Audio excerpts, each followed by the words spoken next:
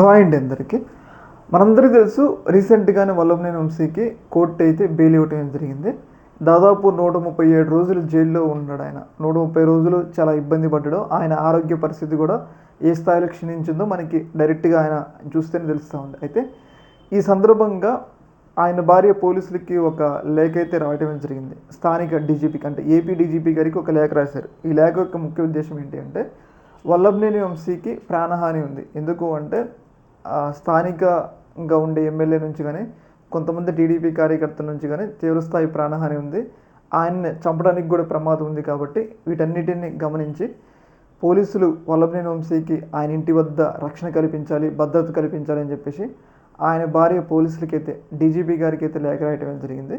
మరి డీజీపీ గారు స్పందిస్తారో లేదో మనమైతే చూడాలన్నమాట. ఏదేమైనా కానీ అంటే కొంతమంది టీడీపీకి సంబంధించిన కార్యకర్తలు అంటే ఆయన దగ్గర ఇప్పుడు మాజీ ఎమ్మెల్యే కాబట్టి సెక్యూరిటీ ఏమీ లేదనమాట.